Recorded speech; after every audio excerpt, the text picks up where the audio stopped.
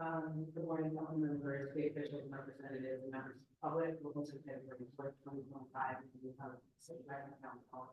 Our call to order is now 10:06 a.m. It's time on call the roll. Councilor Neville, Here. Councilor Newman, indicate should be in favor. Councilor Betts. Present. Councilor Borges. She's on there. I do see her, I don't hear her. I'm here, I'm putting this.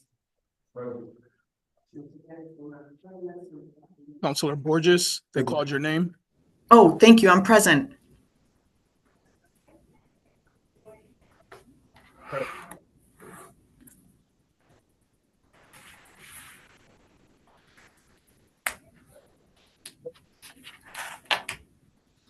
Councilman Shirley. Here.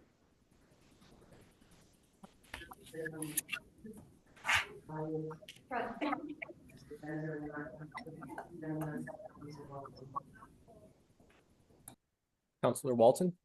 Present. First order of business is actually to enter into executive session to discuss pending litigation. I have a motion. So move. Second. Discussion.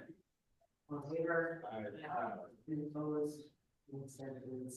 Council members, we will relocate to remove the purpose of executive session and we will return here to the board. Appreciate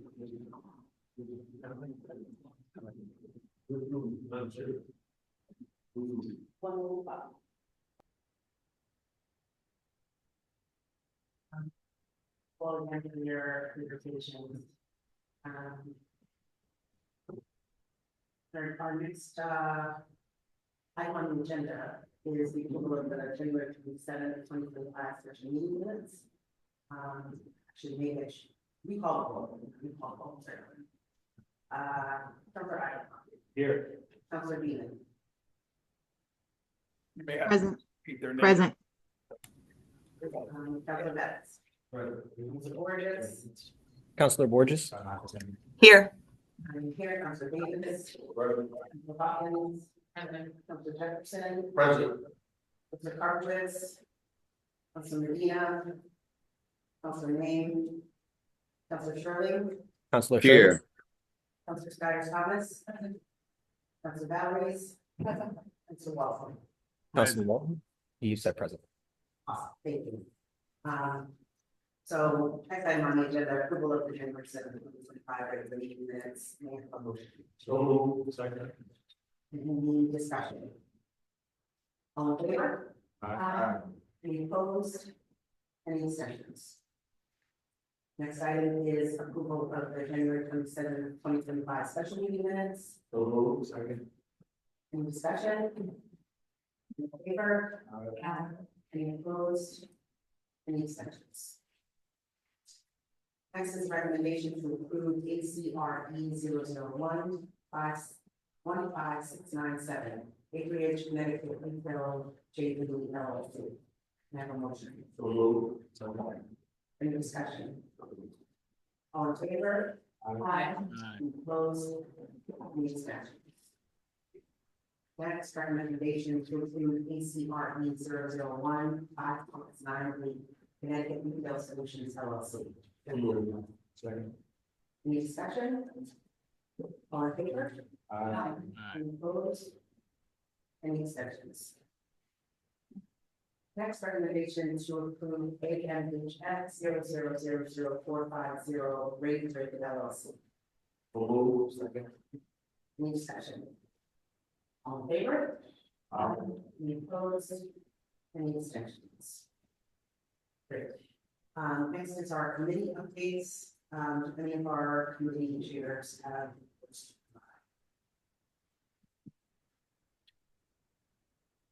Hearing this, move on to our assistant updates and I'll turn it to the secretary. Thank you, Madam Chair. I thought some of our chairs would have an update, but it's okay, we've been under me. But we have a meeting, so I'm really excited, and as I go through my presentation, I'll provide you all with some updates.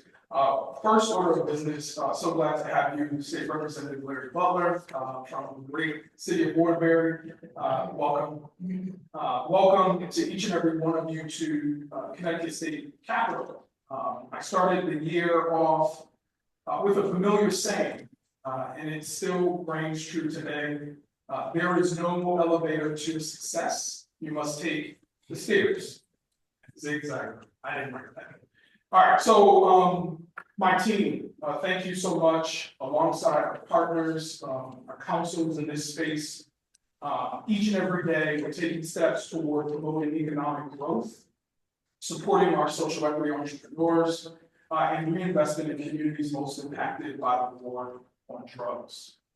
As you may know, there have been ongoing meetings with staff and council to align skill sets and programs to better serve our constituents and to get our entire agency compliant with contracts, programs, and internal policies and procedures that drive our work.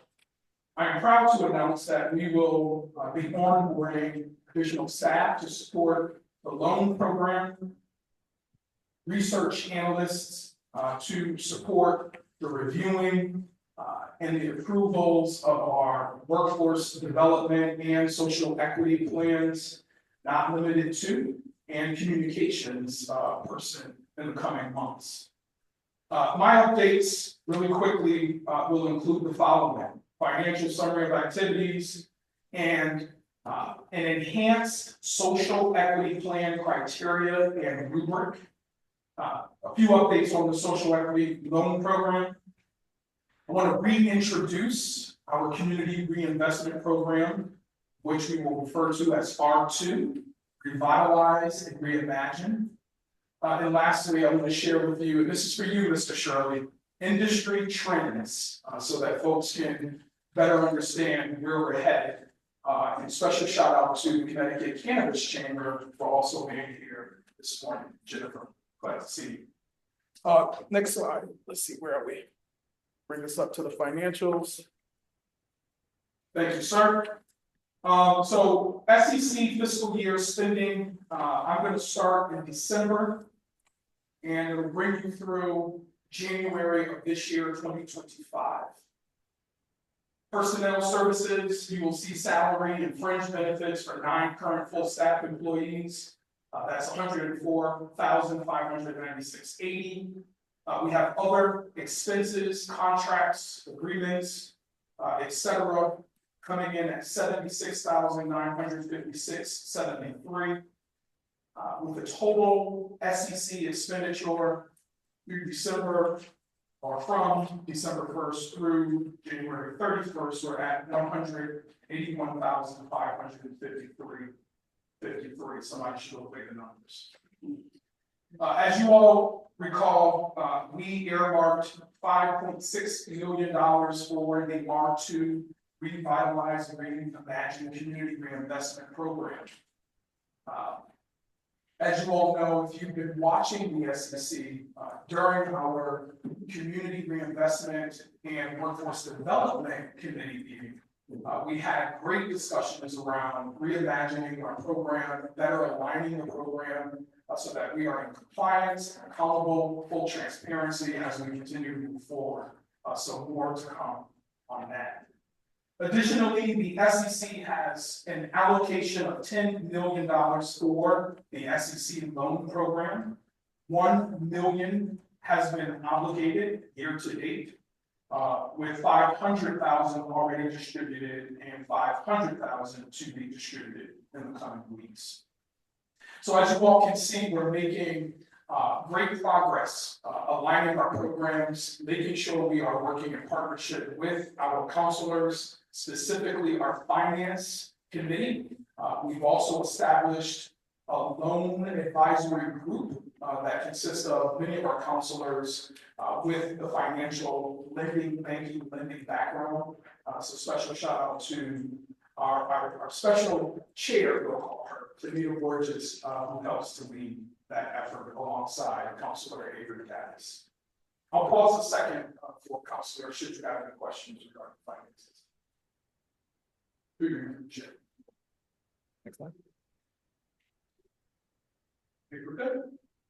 All right, so I'll move along, provide you some updates on our social equity plan, criteria and rubric. I want to take a moment to again thank our staff, in particular, our success strategy team, headed up by Cesar Valentin here, who is also my tech guy for today. As we continue to implement recommendations from the strategic plan, social equity plans are among the priorities. We have clarified language and requirements in response to feedback from our social equity entrepreneurs. We have clarified language by removing uncertainty and scoring our social equity plans, establish uniform reporting and data collection, and lastly, maximize reinvestment efforts into program priorities. So to get more details, I'm going to give a little shameless plug here. You all are invited to participate in our virtual roundtable that will take place on, don't keep me honest, is that tomorrow? Tomorrow, thank you, Christina. Tomorrow at noon. Again, all of you are invited, including the public, to learn a bit more about all of the enhancements made to the criteria and rubric associated with social equity plans. Okay, so I invite you all to come. Cesar will have a full presentation among legislative updates for many of our social equity entrepreneurs. Do you, Madam Chair? Awesome. Was there a meeting invite that night, or could you send one just so it's on our camera? Absolutely. I didn't want to overwhelm you with yet another Zoom, so I'll include it in an email, so it's not on your calendar. These meetings are monthly. You all are invited to participate. So we offer 2 time slots, one at noon and one at 6 p.m. Not on the same day, but we want to offer our business owners the opportunity to self-identify what time is for them. Next slide. Oh, you already there? Yeah. Perfect. All right, so by way of information within our social equity plan, so the month of January, our success strategy team reviewed and approved a total of 7 social equity plans and 9 workforce development plans. I'm going to move on over to our SEC loan program. As I've already mentioned, we closed on 2 $500,000 loans within the $10 million bond funds, and that's out of $50 million from the revolving loan fund. Actively working on the loan program and reimagining what we offer our social equity entrepreneurs to better serve their needs. I'm just going to pause here. A lot of our social equity applicants had originally applied for funding through this loan program. As you all know, as counselors, many of these applicants were in a pipeline for well over 2 years waiting for their funding. So each case, you all know, if you're going for a home loan or any kind of loan, there's an underwriting process as well. And we're making sure that we meet many of our clients or our applicants where they are. Our goal is not to block them. Our goal is to support them. But we also know as a council, we have to be accountable and also make sure that we're being extremely good stewards with taxpayer dollars. Okay, so you might hear from some of our applicants, why didn't you buy money yesterday? No, but we also want to make sure we're doing right by social equity applicants, but also taxpayers as well. The SEC has requested an additional $20 million from Bond Commission. And while we are trying to design a new loan program to better meet the needs of the Cs, which are the social equity entrepreneurs, again, we have to be mindful that these are state funds, and we're accountable to taxpayer dollars. I'm going to rattle off a couple of numbers for those of you who might ask, how many applications are still in the hopper? How many, received letter of intent, glad you asked. Applications received, 20. Awarded and executed, 2. Letter of intent approved, 3. Offers pending, 8. And pending means offers pending are levels of a process, pending signatures, collateral discussions, preliminary acceptance, etc. Right? So that includes a lot. We've had one to withdraw their application, one who was ineligible, two who were denied, two inactive or closed, and then one applicant rejected an offer. So just to give you sort of a sense of our applicants. Any questions? Moving on to our R2, which is our community reinvestment. Our team, thanks to Vera, she's here, Vera wave your hand. Vera Limbrick, our community reinvestment officer, has been working on the upcoming 2025 notice of funding opportunity for reinvestment within prioritized disproportionately impacted areas based on identified areas of impact. These areas have been informed by community conversations, data, our council, and members of the Black Puerto Rican Legislative Caucus, which we aim to release by the end of this first quarter. We will be extremely intentional about accountability from grant managers who will participate in a request for a proposal, and recipients ensuring deliverables and reporting requirements are met, documenting our impact and informing future funding. Lastly, we will further discuss the notice of funding with our Reinvestment and Workforce Development Committee in the upcoming weeks. And last of my presentation, I just want to quickly go through a few slides regarding some trends, industry trends. Mr. Executive Director. Oh, yes, sir. Putting you on this industry reinvestment. Can you give us an idea of where we're at with workforce development? I have no clue as to what we're doing with workforce development. Absolutely. Shall I defer to you? I don't mind, but you're here. Give me a break to drink some water. No, fill me in if there's anything I missed. So we're going down the track of 3 different avenues of workforce development. One is supporting our social equity entrepreneurs with business support and workforce development support for their business development. The other is to support the cannabis industry's needs for workers within their organizations. And the third is part of the community reinvestment, where we have residents within the GIAs that will go through job training programs that don't necessarily lead into the cannabis industry, so that they have interests outside of the cannabis industry, and we're going to support them as well. So, may I just add, Councilor? We're also in partnership with the Connecticut College System, not limited to. They have the infrastructure, they have classes that have yet to be offered to members of the community. And so we're working in short order with the chancellor and our CEOs of these college campus to better understand what a specialized program would be to meet the needs of the industry.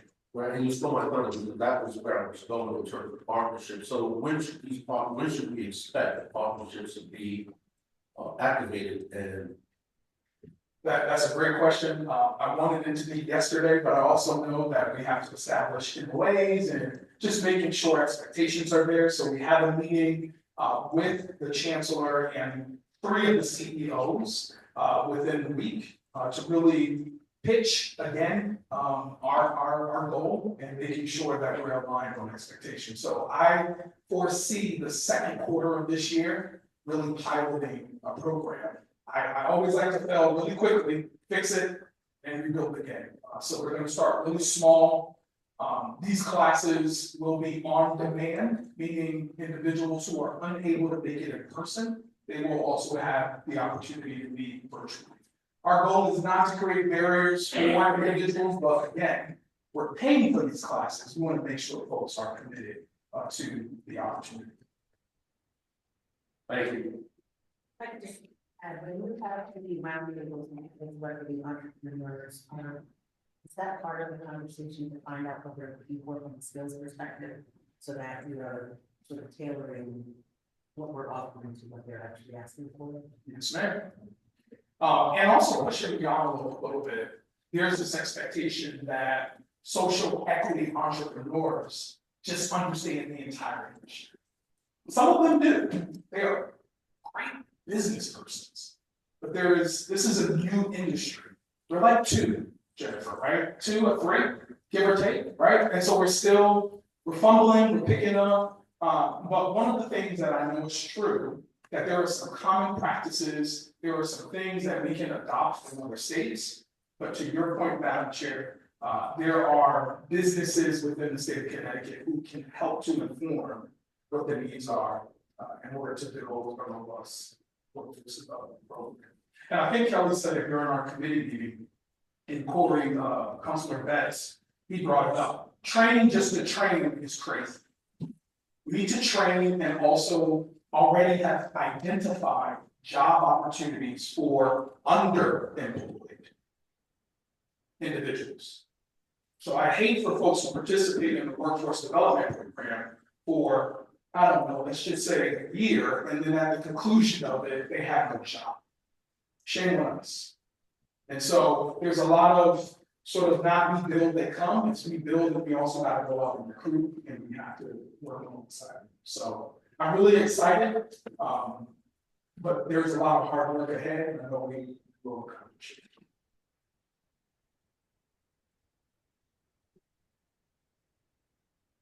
Awesome. All right, so on this particular slide here, and thank you, Cesar, a lot of this data we pulled directly from the Department of Consumer Protection. So we don't own the data, I'm just sharing the data. So you'll see revenue at first hovered around about 15 million in adult use cannabis, but as the year continued, there was an overall trend upward. You'll see that the medical sales have been trending down.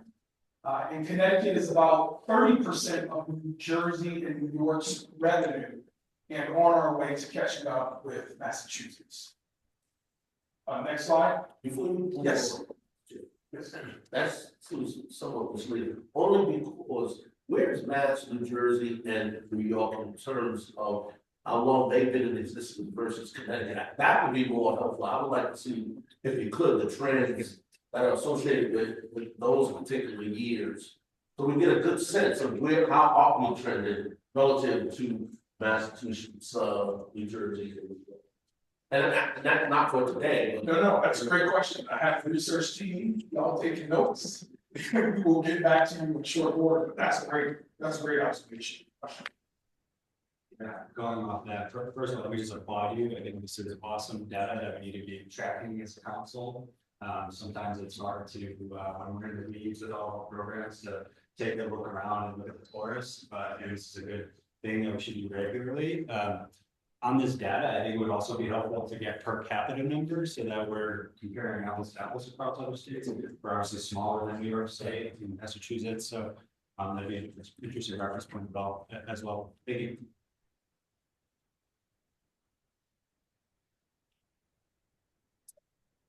Next slide.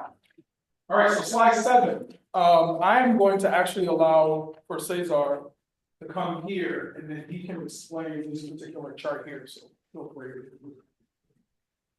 Don't be too long. So, as you can see, we've been increasing the amount of licenses that we've had from about mid-December to right now. We've had an increase of about 20 licenses and 20 active establishments. We still have people in the provisional pipeline. We've been reaching out to individuals saying, hey, your expiration date is coming up, and been working with our social equity entrepreneurs to help them meet these deadlines. They have questions, we're getting on technical assistance calls, and we're providing them with updates if they have deficiencies. We'll explain the ways that they can meet these deficiencies, and we're trying to meet them every opportunity we can to ensure that they're going to make it through the finish line, great, well established and robust cannabis industry.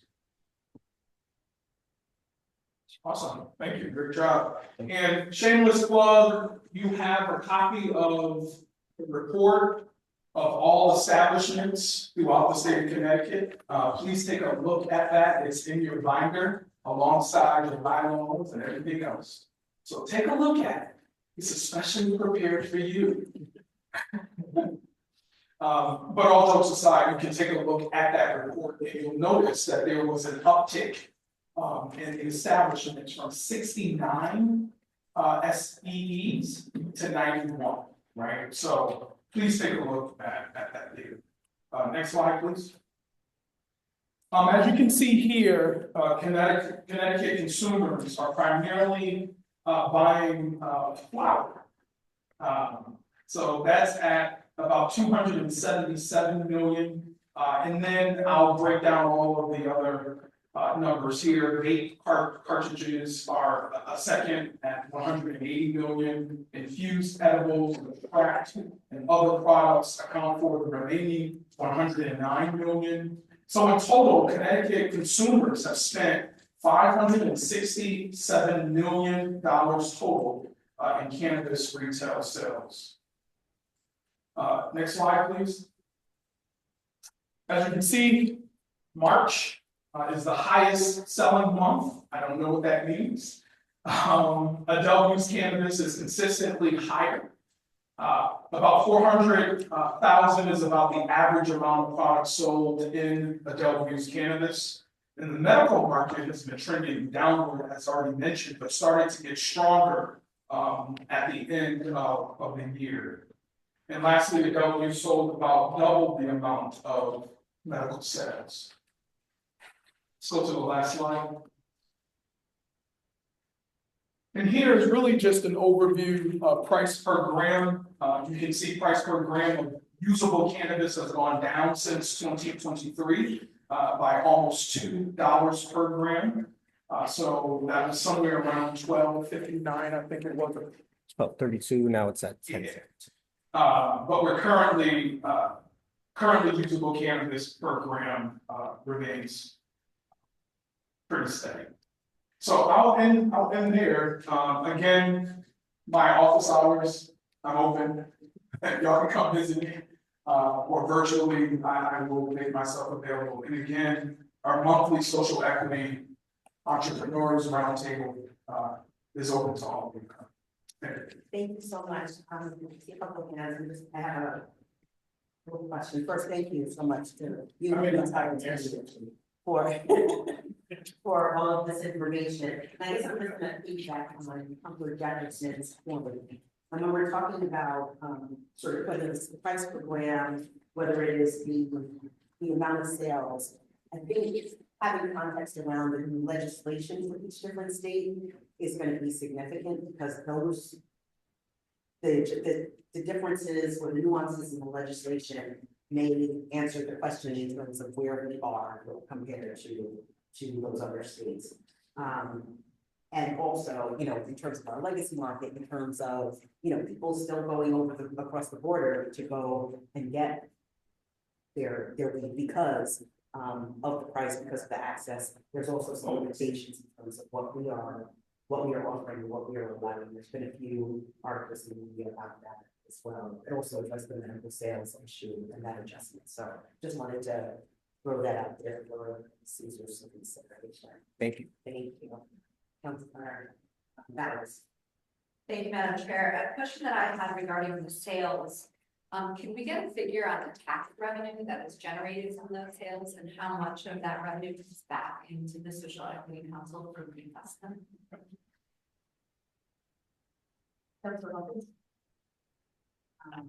Councilwoman Valerie's asked one of my questions, so thank you for that. And also thinking about a projection, so that we can start to think about what the reinvestment opportunities will be for the future. I think that would be an important piece of information for ourselves to think about. I also took a quick look through the materials, very well done team. This looks amazing. I noticed that there was a report from UConn on the social equity in adult cannabis legalization. It was done in February of 2023. Is this something we can ask them to update for us, maybe every other year or something? I don't know if every year makes sense, just takes time to. Great observation. We've been in conversation with Councilor Charles Venator. He is the lead, I'd say, for this Hispanic I forget the name, but UConn. El Instituto, that it's the counterpart to the Puerto Rican Latin American Cultural Center. He stepped in as the director when the previous director retired. Perfect. And that said, he's gonna be leading the charge on helping us to take sort of where the council is now, because we're no longer in the inaugural phase. So take a lot of the data that we'll receive from our reinvestment program and really help to inform what's the next evolution of the SEC, and just really dive in deep. To your point, yes, we'll have some. And if I can, just add to that, just because the initial, study was required by statute. I don't know if statutory language is necessary, and I say that only because if we don't, it's an unfunded mandate, and is that just money that we need to think about spending, because we have to pay them the first time. So, I'm always of the mindset we don't have to pay Madam Chair, we may, there might be one for free, that's right. some students who would like this to be their thesis, Yeah. no, so. We do have some interest around studying not just cannabis, but again, reinvestment of these dollars back into our communities. So I'm excited about it. Cesar, Tiffany, they're excited about it, so we'll be moving the needle forward.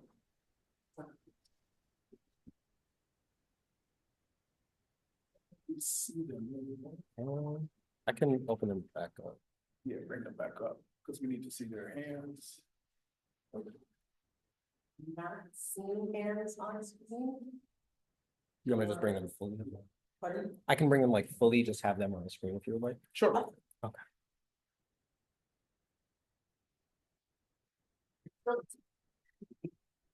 And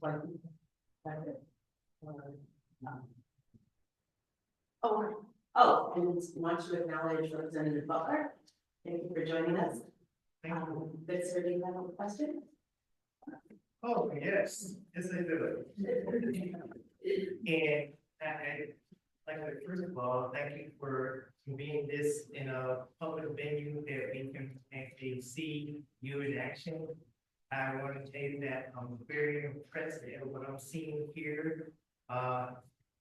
Previously, it seemed like this was happening all in some other arena that we didn't get to actually see what was happening. We got a report here or there, but this is, this warms my heart to be able to be here, sit here and hear this. And my question is around what the initial goal of this entity was formed for, is how do we impact the communities that were greatly affected by the drugs in our community? And therefore, with the legalization, we have an opportunity to have a positive impact in our communities. And specifically, I want to know about minority businesses that may want to apply for law grants, whatever. So I just want to know if you can give me a generalization of how that communication to actually interact with you to actually see if they may qualify for any applications you may have, and the types of businesses that may qualify. I just like to know about that portion, because this is a great way to make an impact in our community. So if you could just generally talk about kind of businesses, the opportunities for loans or grants. I'd like to start there anyway. Thank you. Sure, so thank you. I guess what I'll say is that I know that the legislation talks about loans and support for businesses that are in the cannabis industry, but it also is broader than that, right, to your point. So maybe I'm wondering if it might make sense for us to have a group show, but have the same sort of roundtables that you have with our social equity entrepreneurs, having those kinds of conversations in our disproportionately impacted areas, so that we can figure out the needs for our businesses that are in those communities that may not be directly tied to. Yeah, I agree with everything Madam Chair has just shared. And one of the things that we're trying to do, and I've been saying this out loud, we have one more shot at this, to make it right. And I believe we're headed toward that direction. That said, there are incubators, if you will, or organizations that currently exist that provides technical assistance in helping many of our businesses within the DIAs, the targeted DIAs, Waterbury being one of them, that should be, or rather have access to these resources. So organizations like HEDCO or SAMA or the Women's Business Center, just to name a few, we will be in conversation because we can't be all to everybody, nor do we have the human capacity to facilitate those resources, but we will manage expectations, memorandum of agreements with many of these organizations who could help us to really provide those sort of services directly. But in short order, we will be coming to the communities directly to hear exactly what are those needs. Now, we know what some of the needs are, right? I said this before and I'll say it again. Folks come in the community, what do you want? What do you want? You know what we need, you know where we are. But because we are a data-driven organization, I also want to make sure we have this information written out, eligibility requirements, who qualifies, who doesn't, and be very clear on that. So I'll be reaching out to you to really help me make it make sense in some of these communities, especially. Thank you very much. That's exactly what I'd like to see, the direction that you can make a great impact. Also for those businesses, for us legislators who get the information from you to be able to disseminate it to some of the organizations that directly work with you, that you count on to actually, because you can't be everywhere around the state and know that. So you count on some of the organizations you just mentioned, like some, but so for us to let businesses know, you should, interact with them so they can get plugged into the application process, see what they qualify for. I'm really excited about where you are, where you're going. And I understand the cannabis side, and I know you need to keep that going because, that's what feeds the whole process. I do get that. But I really, at the same time, want to make sure that this is goes to these businesses in our communities that can, help them thrive. Maybe startups, I don't know if that's a part of it, but help them to expand, which would mean that there's people being employed in the our communities. And I'll add, this conversation, and Kelly already said this, it's not limited to just individuals who are interested in the cannabis industry. We know that the war on drugs had a greater impact on the entire community. So there might be a young person who say, you know what, I want to start the first grocery store in my neighborhood. I want to provide educational opportunities, right? And so we want to make sure we keep that open, but we also want to be clear. Here are the fundamentals of starting a business. We want to be a part of that as a social equity council. Thank you, and I am so glad I came today to hear all this. I feel that you're headed in the right direction, and I think that you have the ability to, like I said, to have a great impact on our communities. And I look to be here to support you in any way I can. But to disseminate the information that you have to our communities is really, really important. So that when they hear about your good work, they know that they have an opportunity also to bring this to your communities and take advantage of it. In it's all around state, there's communities that can really prosper from what you can do in these communities. So again, great job. I can't tell you, it really warms my heart to see you together working in the direction. Sounds like you're on target. So thank you, Mr. Chair. Thank you, Mrs. Chair. And again, I appreciate you raising the issue that you did, particularly because of where we are in this moment. And knowing that there are some resources that might have been available, particularly to our business owners, communities that might be now at risk. And so I think we have a pretty special opportunity to be able to stand in the gap. So thank you again. I see what.